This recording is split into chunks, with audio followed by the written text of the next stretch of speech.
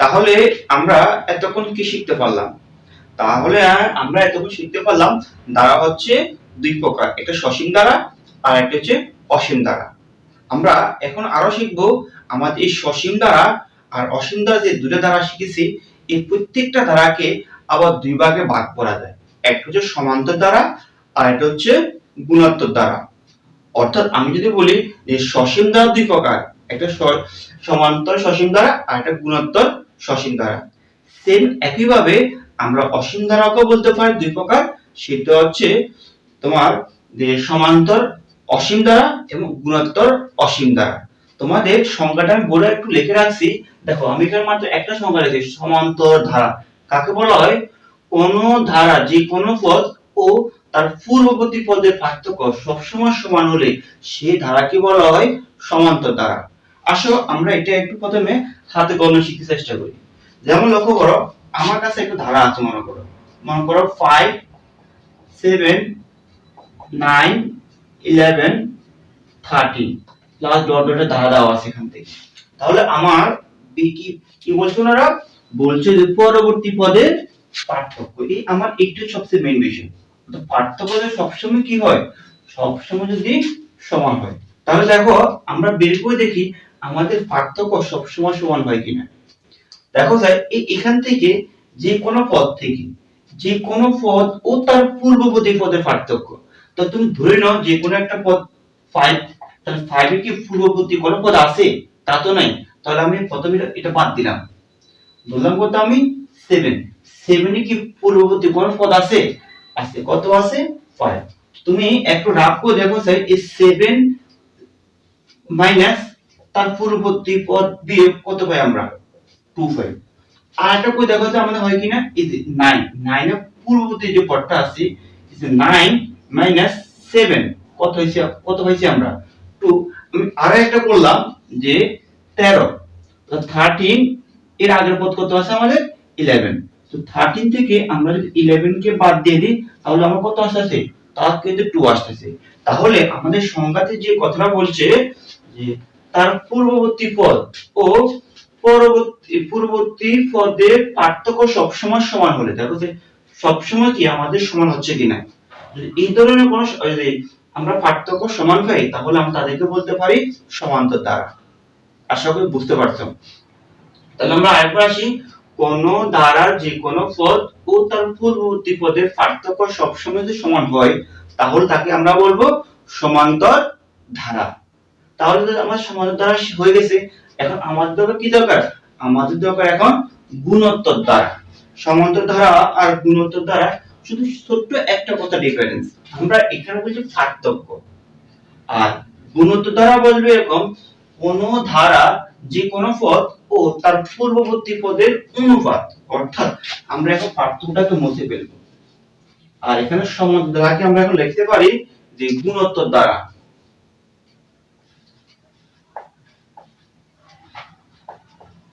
গুণোত্তর দ্বারা এখানে কি হবে? অনুপাত। আসলে অনুপাত মানে কি? অনুপাত মানে হচ্ছে ভগ্নাংশ, আর ভগ্নাংশ মানে কি? ভাগ।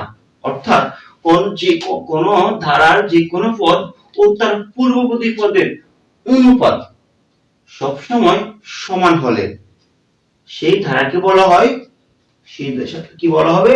ওটাকে বলা হবে সসীম তোমার গুণোত্তর ধারা বলবে। কি বলবে? গুণোত্তর ধারা। শুধু এতটুকু আমার আছে। তাহলে আমরা একটু আবার বাস্তবে শিখতে চেষ্টা করি। দেখো আমি বোর্ডে একটা ধারা লিখলাম, ধারাটি হচ্ছে মনে করো 128 66 32 plus 16 plus dot dot dot একটা ধারা লিখলাম এখান থেকে। তাহলে ঠিক এখানেও কি বলছে? যে কোনো পদ থেকে তার পূর্ববর্তী পদকে কি করতে হবে? অনুপাত করতে হবে, অর্থাৎ ভাগ করতে হবে।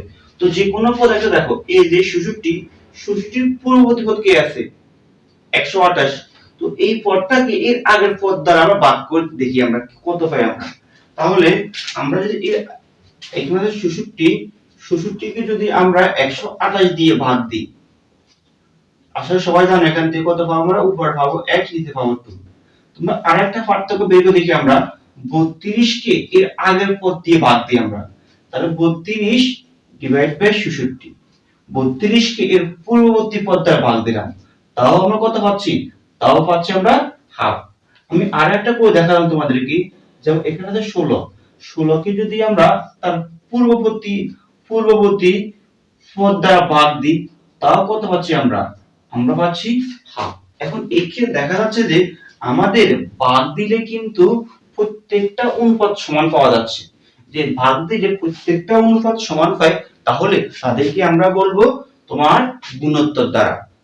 তাহলে আমরা এতটুকুর মধ্যে কি বুঝলাম, সমান্তর ধারা হচ্ছে তাহলে অন্তর বের করতে হবে, অন্তর মানে বিয়োগফল, আর বিয়োগফল যদি সবসময় সমান থাকে তাহলে তাদেরকে আমরা বলতে পারি সমান্তর দ্বারা। আর গুণোত্তর দ্বারা কি বলছে, আমরা যে কোনো পদকে এর আগের পদ দিয়ে ভাগ করব অর্থাৎ অনুপাত বের করব, অনুপাত যদি আমাদের সবসময় সমান হয় তাকে বলবো আমরা গুণোত্তর দ্বারা। আমার সামনে যে ধারাটি আছে আমি কিভাবে বুঝবো এটা সমান্তর দ্বারা, আমি কিভাবে বুঝবো অথবা এটা গুণোত্তর দ্বারা? তো তুমি প্রথমে এটাকে বিয়োগ দিয়ে চেষ্টা করো। দেখো আমি যদি এখান থেকে এই পদ থেকে তার এর আগের পদটা বিয়োগ দিই, যে 66 মাইনাস 128 বিয়োগ দিলে আমরা মাত্র 66 পাবো। কিন্তু দেখো যে এখান থেকে বিয়োগ কত দেখি, 32 থেকে 66 বিয়োগ কত পাইবে, 32। দেখো যে বিয়োগফল দুটো আমার কখনো কি মিলছে, এখানে কখনো তো মিলে নাই, এখানে পাইছে 66, এখানে পাইছে 32। তুমি আরেকবার বিয়োগ দিলে দেখো যে 16 থেকে যদি তোমরা 32 কে বিয়োগ দাও তখন কত পাবা, তখন পাবে মাত্র 16 পাবা। তাহলে বোঝা গেছে যে আমি এখানে বিয়োগ দেওয়ার পরে কিন্তু আমার বিয়োগফল কি হচ্ছে না, সমান হচ্ছে না। তাহলে আমি বুঝতে পারবো যে আমার এটা সম্মত ধারার মধ্যে নেই। যদি সমান্তর ধারার মধ্যে না থাকে তাহলে সেটা অবশ্যই গুণোত্তর ধারার মধ্যে আছে। আর তোমাদের অনেকে কোশ্চেন করে বসে, স্যার যদি বাদ দিলে সমান না হয়, এরকম কখনো অঙ্কে হবে না। তোমাকে অবশ্যই যে প্রশ্ন আমাদের দেওয়া থাকবে প্রশ্নের মধ্যে সেটা হয়তো সমান্তর ধারার মধ্যে থাকবে অথবা গুণোত্তর ধারার মধ্যে থাকবে। আশা করি তোমাদের এতটুকু পর্যন্ত ক্লিয়ার। অলরাইট, তাহলে আমরা সমান্তর দ্বারা জানতে পারলাম আর আমাদের গুণোত্তর দ্বারাটা জানতে পারলাম। এখন আমাদের কাজ হচ্ছে যে সমান্তর ধারা নিয়ে আর কিছু বিস্তারিত জানতে চেষ্টা করা। তোমাদের এই 13.1 যে ত্রয়োদশ অধ্যায়টি আছে, প্রথম যে পরিচ্ছেদ যেটা আছে এখানে শুধু সমান্তর ধারা নিয়ে আলোচনা করছি। তাহলে আমি আজকে গুণোত্তর দ্বারা গেলাম না, শুধু সমান্তর ধারাটা নিয়ে বিস্তারিত যতটুকু আলোচনা করা যায় ততটুকু আলোচনা করতে যাচ্ছি।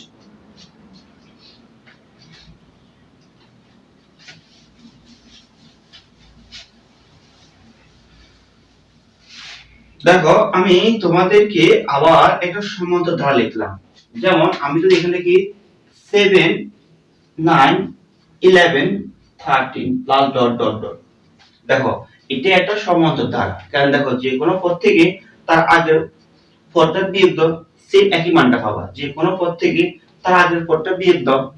এখন যে এখানে আমরা এখন শিখব সমান্তর ধারা, এই যে প্রথম পদ, এটা 2 নম্বর পদ, এটা 3 নম্বর পদ, এটা 4 নম্বর পদ। আমাদের শুধু প্রথম পদটা নিয়ে কাজ হবে। দেখো এই যে আমরা এখানে বলতে পারি যে প্রথম পদ, প্রথম পদ কি বলা হয়, এ, মনে রাখবা প্রথম পদকে কি বলে, এ, অর্থাৎ আমি বলতে পারি a সমান 7। আমি কি বললাম যে প্রথম পদকে এ দ্বারা প্রকাশ করা হয়। এখন আমরা বুঝাই, আমরা বলতে পারি সাধারণ অন্তর, সাধারণ অন্তর। অন্তর আর পার্থক্য সেম কথা, অন্তর দ্বারা বোঝায় বিয়োগফল আর পার্থক্য মানে বিয়োগফল। তো একে বলা হয় ডি। তাহলে ডিটা হচ্ছে কি, যে কোনো পদ থেকে তার আগের পদটা বিয়োগ দিতে হবে। তাহলে দেখো এখানে 7 9 7, যে 9 7 কত পাইছি, দেখো আমরা 2 পাইছি। ঠিক বলে আরেকটা করে দেখা যায়, আরেকটা করে দেখো যে 11 9 কত পাবা, 2 পাবা। তাহলে এটা হচ্ছে কি, যে আমাদের শব্দ 2 আসবে আমাদের।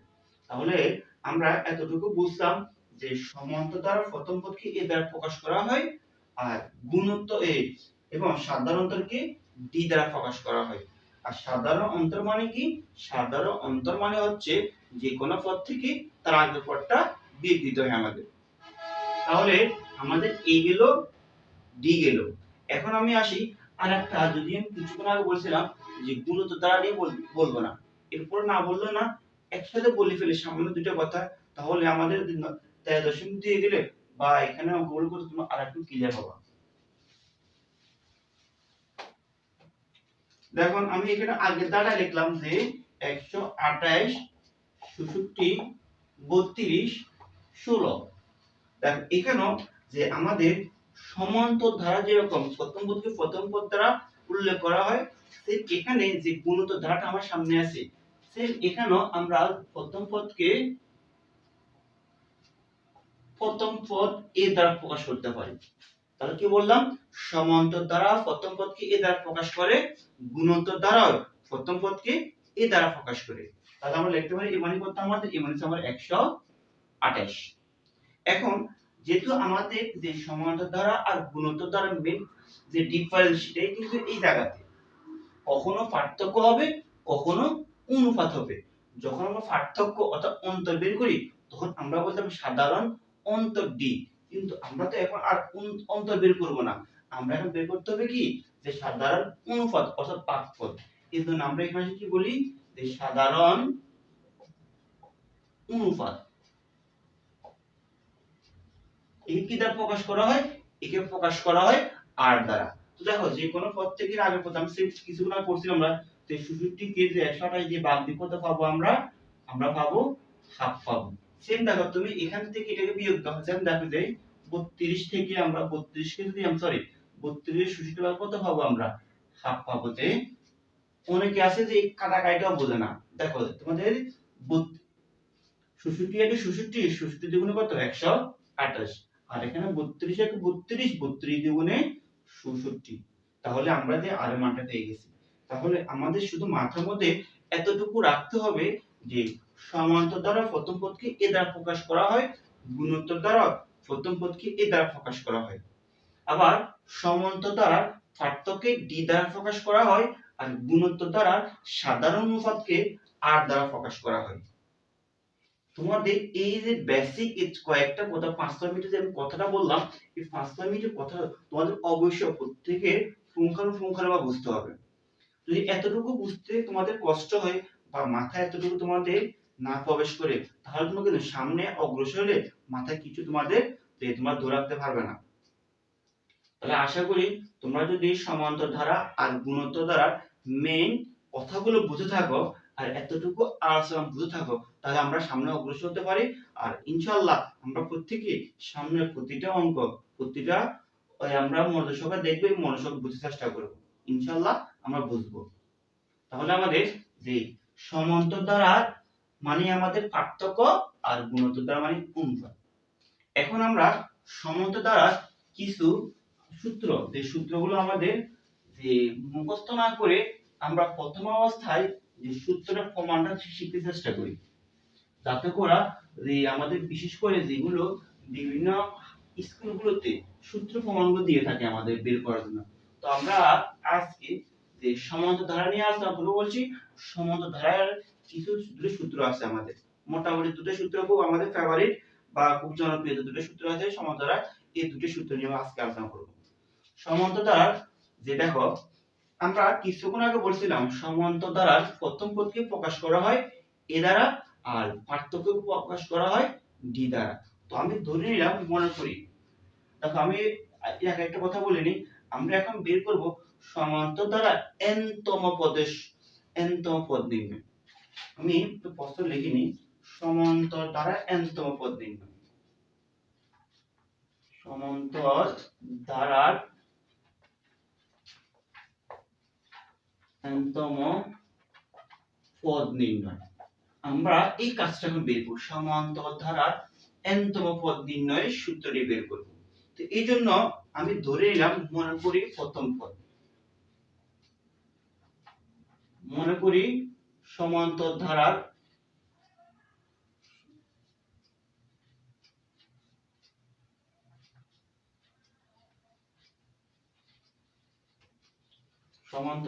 প্রথম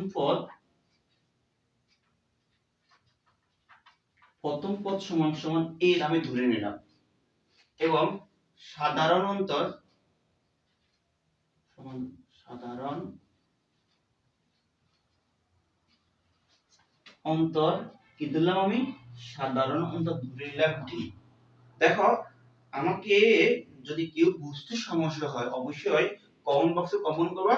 আমি চেষ্টা করব তোমাদের প্রতিটা কমেন্ট উত্তর দেওয়ার জন্য, যত সহজভাবে দেওয়া যায় আমি চেষ্টা করব। আমার মনে হয় যে এতটুকু তোমরা বুঝছো যে আমি কতটা বাড়াচ্ছি না এখান থেকে, কারণ আমরা কিছুক্ষণ আগে বলছি সমান্তরাল প্রথম পদকে এ দ্বারা প্রকাশ করা হয় আর সাধারণ অন্তরকে ডি দ্বারা প্রকাশ করা হয়। তোমাদের মাথায় তাবিজ মনে করে গলা ঝুলে রাখবে ছোট্ট একটা কথা, সেটা হচ্ছে কি সমান্তর দ্বারা বিয়োগ পড়া সবসময় সেম হবে। আমি আবারও বলতেছি গলা ঝুলা রাখবা। কি বলছি? সমান্তর ধারায় পার্থক্য সবসময় সমান হয়, অর্থাৎ যে কোনো পদ থেকে তার আগের পদ বিয়োগ দিলে প্রত্যেকটা পদের পার্থক্য আমাদের সমান আসবে। যদি আমি পার্থক্য 2 পাই, প্রতিটা পদে পার্থক্য 2 আসবে। যদি আমি পার্থক্য 5 পাই, প্রত্যেকটা পদে পার্থক্য আমার 5 আসবে। তো দেখো আমি ধরে নিলাম সমান্তর দ্বারা প্রথম পদকে a আর সাধারণত কি দিলাম d ধরে নিলাম। তো এখন দেখো আমরা বলছি প্রথম পদ হচ্ছে আমার a, তাহলে আমি এখানে বলতে পারি যে তাহলে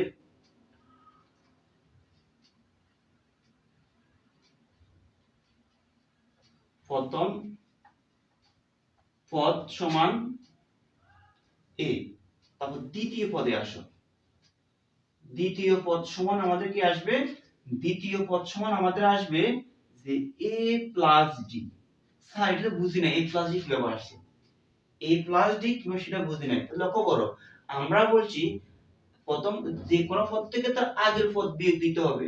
তো লক্ষ্য করো এই যে এখান থেকে তুমি এই পদটাকে বিয়োগ দাও, 2 নম্বর পদ থেকে প্রথম পদটা বিয়োগ দাও। দেখো আমরা যদি 2 নম্বর পদ থেকে যে 2 মধ্যে a প্লাস d, এখান থেকে যদি আমরা এই পদটাকে বিয়োগ দিই, প্রথম পদটাকে এই প্রথম পদটাকে বিয়োগ দাও, তাহলে এই কাটাকাটি যায়, এটাকে আমাদের থাকতেছে যে আমাদের d। আবার দেখো আমি যদি এখানে লিখি তৃতীয় পদ, তৃতীয় পদ যদি আমি লিখি a প্লাস 2d, দেখো এটা কই থেকে পেলাম? আবার তুমি লক্ষ্য করো যদি এখান থেকে এই 3 নম্বর পদ থেকে 2 নম্বর পদ তুমি বিয়োগ দাও, তাহলে রাফ করে দেখো তোমাদের a প্লাস 2d, এখান থেকে এর আগের পদ আমি বিয়োগ দেব, তাহলে এটা হচ্ছে বিয়োগ। কি করতেছি? বিয়োগ করতেছি। কাকে বিয়োগ করতেছি? 2 নম্বর পদটাকে। 2 নম্বর পদ a আর এই মাইনাসে প্লাসে মাইনাস। তো দেখো আমার এখান থেকে এখানে একটাই মাইনাসের একটাই প্লাসের কাটাকাটি যাচ্ছে, আর আমাদের এখানে একটা d মাইনাসে এখানে d দুইটা প্লাসে, তাহলে কাটাকাটি দিলে আবার করে থাকে একটা d। তা দেখো তাহলে আমার এখানে পার্থক্য d আসতেছে না এখান থেকে, তাহলে আমার এখানে পার্থক্য d। আশা করি তো বুঝতে পারতেছো এখান থেকে যে তুমি এখান থেকে এটা বাদ দাও d পাবা, এখান থেকে এটা বাদ দাও d পাবা, কারণ আমাদের সমান্তর দ্বারা কথাই বলছে কি পার্থক্য সব সময় সমান থাকবে। এতটুকু বুঝতে পারছো তো? এতটুকু তোমরা বুঝতে পারলে দেখো আমি আরেকটা পদ বের করলাম। দেখো চতুর্থ পদ, চতুর্থ প্রথম পদ এখানে পদ দিবস চলে আসছে আমাদের এখানে না, পদ দিবস চলে চতুর্থ পদ কত দেখো যে a প্লাস 3d। সেম এখানে তুমি দেখো যে এই পদটা থেকে তুমি এই পদটা বিয়োগ দাও, এই পদ থেকে এই পদ বিয়োগ দিলে তুমি সেম আবার d টাই আসতেছে এখান থেকে। এতটুকু তোমাকে বুঝতে পারছো এখান থেকে? এতটুকু তোমাদের যদি বুঝে আসে থাকে তাহলে লক্ষ্য করো আমি এখান থেকে একটু সেভ করলাম। এখন যে তোমরা যেহেতু আমাদের সাধারণ সমান্তর দ্বারা nতম পদ বের করতে হবে, এখন লক্ষ্য যে এখানে এটা যে আছে আমি এটাকে কিন্তু এটা লেখা যায়। দেখো যে a plus 1 minus 1 into d। কিভাবে? লক্ষ্য করো যে 1 মাইনাস 1 মানে কত? 0। 0 কে d দ্বারা গুণ করলে আবার 0 পাওয়া যায়, তার মানে a প্লাস 0 কত আসে? শুধু a। তার মানে এই লাইনটা যে কথা এখানকার এই সেম কথা। আবার এই এখানকার a প্লাস d টাকে আসলে লাল কালার দিয়ে লিখতে পারি একটু, যে এখান দিয়ে লিখে দেই a প্লাস d, এটা কি লেখা যায়? এখানে লেখা যায় a plus 2 minus 1 into d। কিভাবে? লক্ষ্য করো 2 মাইনাস 1 কত থাকে আমাদের 1, তাহলে 1 ইনটু d কত আছে? 1 ইনটু d d, তাহলে a প্লাস d। দেখো এটা যে কথা আমার এই লাইনটা সেম কথা। আবার আমি এখানে কি লিখতে পারি? এখানে লিখতে পারি যে a plus 3 minus 1 into D. এটা আবার মানে কি ও দেখো, এটা মানে 3 বিয়োগ 1 ও থাকে 2, তাহলে 2 ইনটু ডি মানে কত 2d, তার মানে a প্লাস 2d। দেখো a প্লাস 2d। আবার আমি এটা কি লিখতে পারি, দেখো যে এখানে লেখা যাবে a plus 4 minus 1 into D. দেখো এখান থেকে 4 মাইনাস 1 মানে 3, তো 3 into D 3d, a plus 3d, a plus 3d। অর্থাৎ এখানকার এই যে এই ডান পাশ আর এখানকার এই বাম পাশ সেম, একই মান। তাহলে দেখো এই যে আমরা বলি প্রথম পদ, এটা হচ্ছে 2 নম্বর পদ, এটা হচ্ছে তৃতীয় পদ, এটা হচ্ছে 4 নম্বর পদ। তাহলে লক্ষ্য করো, যখন প্রথম পদ তখন সে 1 মাইনাস 1, যখন 2 নম্বর পদ তখন 2 মাইনাস 1, যখন 3 নম্বর পদ তখন 3 মাইনাস 1, যখন 4 নম্বর পদ তখন 4 মাইনাস 1। এখন এভাবে যদি আমি n তম পর্যন্ত গিয়ে অগ্রসর হই, কততম পর্যন্ত n তম পদ পর্যন্ত। এখন n তম পদ মানে কি? আসলে n তম পদ মানে হচ্ছে n এর কোনো নির্দিষ্ট মান না। তুমি যদি n এর মান ধরো 100, তাহলে n এর মান 100। তুমি যদি n এর মান ধরো যে 10,000, n এর মান 10,000। তুমি যদি n এর মান ধরো 50, তাহলে n এর মান 50। তুমি n এর যে মানটাই ধরো ওটাকে বলা হয় n তম পদ। এই যে তুমি যখন এটার কাজ করতেছো, যখন এটা পড়তেছো, তখন হচ্ছে n এর মান 4। তুমি যখন এখানে n এর মান 3 ধরবে, 3 দিছো, তখন n এর মান 3। তো আমাদের n তম পদ এর অর্থ হচ্ছে এটা সাধারণ পদ। যখন তুমি n এর মান 5 দেবে, তখন এখানে 5 বসবে, যখন 10 দেবে তখন 10 বসবে, যখন 20 দেবে তখন তুমি 20 দেবে। তাহলে আমরা এই যে এখানে যে কথাগুলো আমাদের এখানে লেখা আছে, তাহলে আমরা এখান থেকে বলতে পারি যে সুতরাং n তম পদ সমান a plus n minus 1 into d। এটা হচ্ছে আমার সমান্তর দ্বারা n তম পদের সূত্রের প্রমাণটা। কোনটা? a plus n minus 1 into d। আশা করি বুঝতে পারছেন। তাহলে আর বললাম এই যে এই লাইনটা a plus n minus 1 into d একদম তাবিজের মতো দিলে খেয়ে ফেলবে না, কখনো না বলো। এটা কি সূত্র? সমান্তর দ্বারা n তম পদ নির্ণয় সূত্র। যদি এতটুকু বুঝো, এখন আমরা আরেকটা সূত্র শিখব, সমান্তর দ্বারা n তম পদের সমষ্টি। কি শিখবো আমরা? n তম পদের সমষ্টি। তো দেখো আমরা এখন কি শিখতে যাচ্ছি? আমরা এখন শিখতে যাচ্ছি সমান্তর দ্বারা n তম পদের সমষ্টি। যে আমরা কিছুক্ষণ আগে শিখলাম n তম পদ, এখন আমরা শিখবো n তম পদের সমষ্টি। এখন দেখো সমষ্টি মানে কি? যে এখানে অনেকগুলো পদ আছে, তার যোগ করলে কত হবে, যোগফলটা বের করব। তো এই জন্য দেখো আমি কি বলে তোমাদের কিছু লিখে রাখছিলাম, যে আসলে বাংলা কথাটা দেখো কি বলছে এখানে, মনে করি যে কোন সমান্তর দ্বারা প্রথম পদ a, আমরা সবাই জানি যে শেষ পদ, শুধু আমি এখানে একটা বাড়তি পদ রাখছি, যে একটা শেষ পদ, অর্থাৎ এখানে যেমন 1 1 2 3 4 5, এবার যেতে যেতে তৃতীয় পদে শেষ হয়েছে। এবং সাধারণত d এখানে কোথাও নাই, আমাদের পদ সংখ্যা n, এখানে nটা n সংখ্যক পদ আছে। অর্থাৎ n এর মান মনে করো 100টা পদ আছে, ওই 100 তম পদে কি আছে, 100 তম পদে আমাদের ফিটা আছে। দেখো এই শেষ পদ ফি, আমি আবার বলতেছি শেষ পদ ফি। সাপোজ মনে করো, দেখো এখানে যে আমি যে ধারা লিখলাম 10 20 30 40 50, আমি কি ধারা লিখলাম এখান থেকে। আর মনে করো এই যে এখানে 1 2 3 4 5, এখানে 5টা পদ আছে, তো এটা হচ্ছে n এর মান।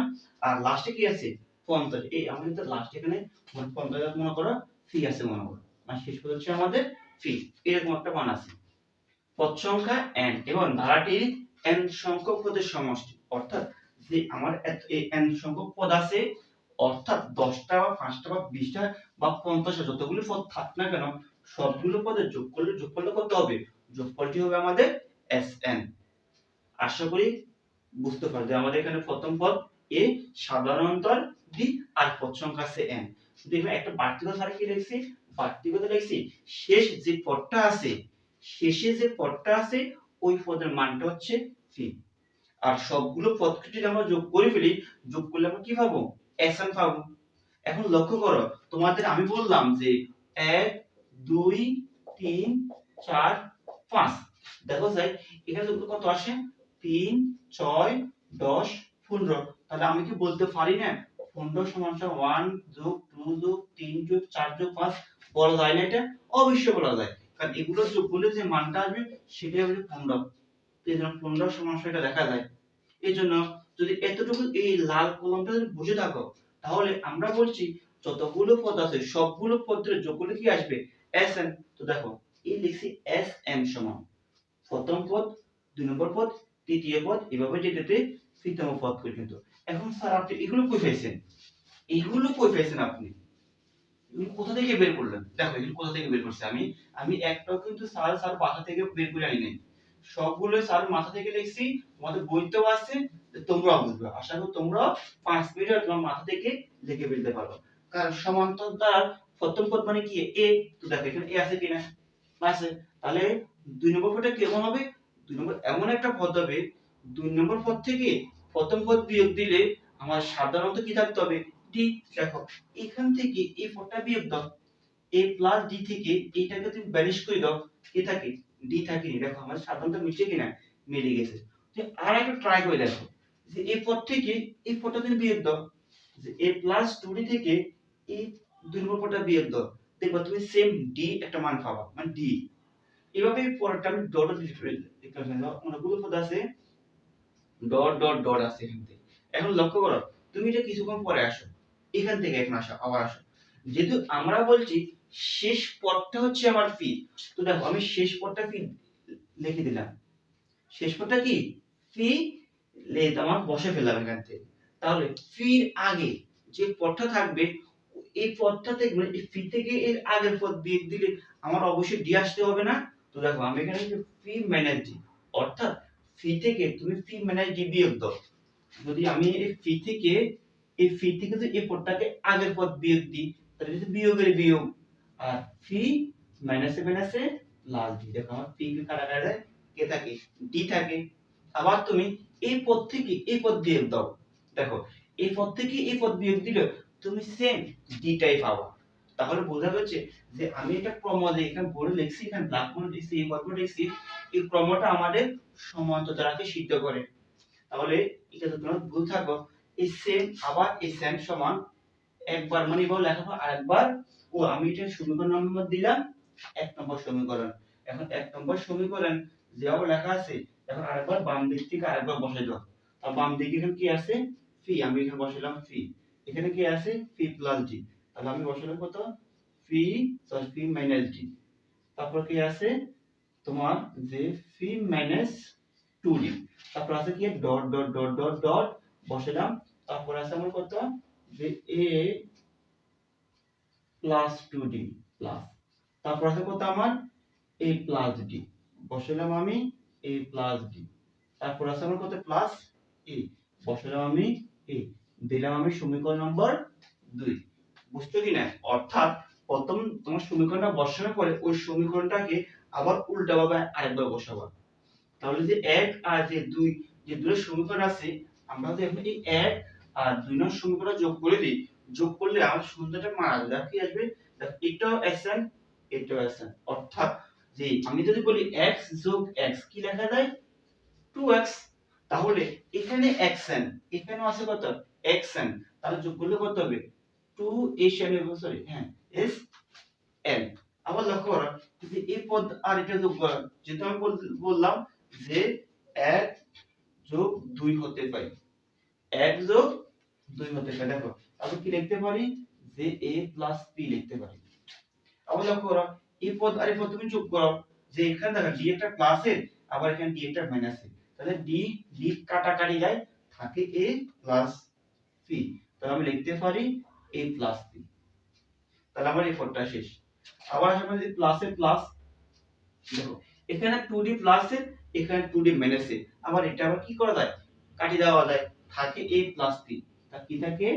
a প্লাস p থাকতেছে এখানে। তারপর আবার তোমার dot dot dot dot dot dot, আবার এখানে কি আসছে? দেখো এখানে 2d মাইনাসের, 2d প্লাসের, কাটাকাটি যায়, থাকে আমার p। অর্থাৎ আমি সাদা লিখলাম, সবগুলো সাথে সাদা লিখলাম যে a প্লাস p। সেম এর দেখো এখানে d d কাটাকাটি যায়, থাকে আমার কি? থাকে আমার a প্লাস p। আর এখানে থাকতেছে আমার কি? সেম এখানে a প্লাস p আমার থাকতেছে এখান থেকে। এতটুকু আশা করি সবাই বুঝছো এখান থেকে। আবার দেখো যে লাইনটা আবার দেখো যে উপরে আছে এ নিচে আছে পি, এ আর পি যোগ করো কত পাবা এ পি। উপরে আছে এ প্লাস ডি, নিচে আছে এ minus D, plus D minus D কাটাকাটি যায়, থাকে এ আর পি, আর এ আর পি যোগ করলে হয় এ প্লাস পি। আবার এখানে 2d আর 2d কাটাকাটি চলে যাবে, কারণ একটা প্লাসে করে আর একটা মাইনাসে করে, a আর p যোগ করলে হয় ab। সে আমাদের এই কাজটাই আমরা সম্পূর্ণ করে ফেললাম। আশা করি বুঝছো এখান থেকে। এখন এই লাইনটা করার আগে তোমাদেরকে আমি ছোট্ট একটা লাইন তোমাদেরকে বলি। যেমন তোমাদেরকে আমি যদি বলি যে 1 যোগ 1 তোমরা বলো স্যার এখানে 2 হয়। আমি যদি বলি 1 যোগ 1 যোগ 1 তোমরা বলো স্যার এখানে 3 হয়, কারণ তিনটা আছে। আমি যদি বলি যে 1 যোগ 1 যোগ 1 যোগ 1 যোগ 1 যোগ 1 তোমরা বলো স্যার এখানে 6 হয়। বুঝছো তো?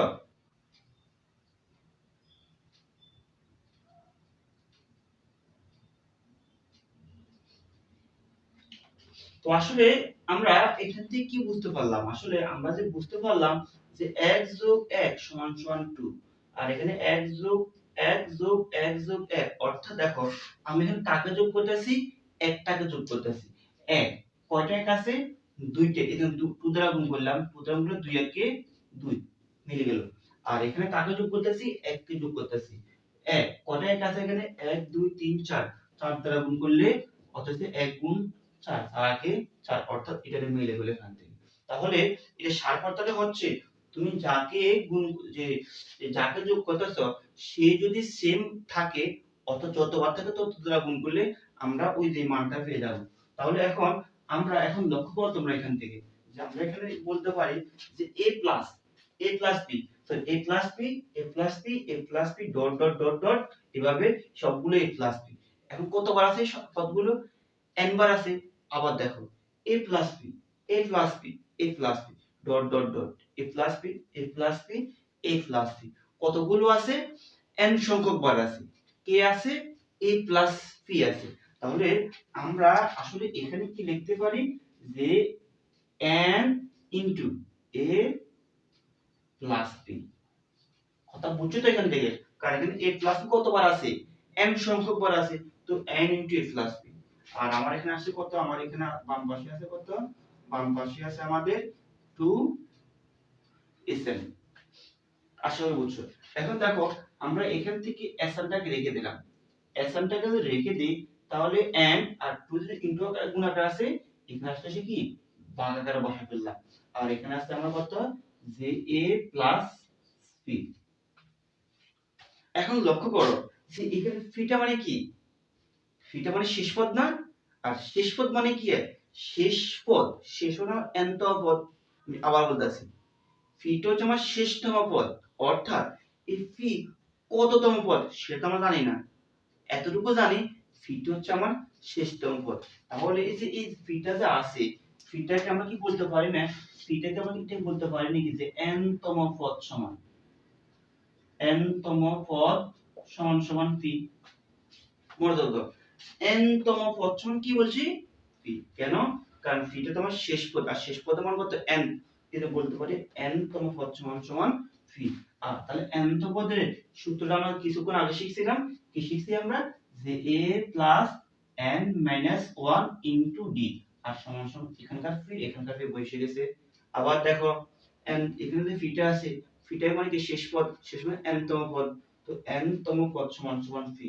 আর n তম পদের সূত্রটা আমরা জানি, সেটা হচ্ছে কি a plus n minus 1 into d, আর এখানকার পি পি। তাহলে এটাতে আমরা কি বুঝি, এটাতে আমরা বুঝি যে বাম পাশ সমান ডান পাশ, ডান পাশ সমান বাম পাশ, অর্থাৎ এই বাম পাশ সমান ডান পাশ লেখা যায়, ডান পাশ সমান বাম পাশ লেখা যায়। যেহেতু আমার এখানে পি আছে, এই আমরা পি জায়গা এই পি মানটা বসাই ফেলবো। তাহলে পি জায়গা যদি পি মানটা বসে ফেলি, তাহলে আমাদের কি আসতেছে, আমাদের আসতেছে একটু ছোট করে লিখলাম স্যার, এখান থেকে বোঝার সুবিধার্থে লাইনটা এখান দিয়ে আছে। আর এখানে একটু সেকেন্ড ব্র্যাকেট দিলাম যে a a প্লাস এই ফিটা কি লেখা যাবে, ফিটাকে লেখা যাবে a plus n minus 1 into d। আশা করি সবাই বুঝতে পারছো এখান থেকে। তো এতটুকু বুঝলে আমার একটা লাইন মাত্র। তো দেখো সুতরাং যে sn, sn দেখো এখানে n/2 আছে বা এদিকে n/2 2। আর এই দেখো যে এখানে একটা a আছে, এখানে আর একটা a আছে, a প্লাস a কি লেখা যায় 2a প্লাস আর n - 1 এর n - 1 ইনটু dt। এটাই হচ্ছে কি আমার n তম পদের সমষ্টি নির্ণয়ের সূত্র।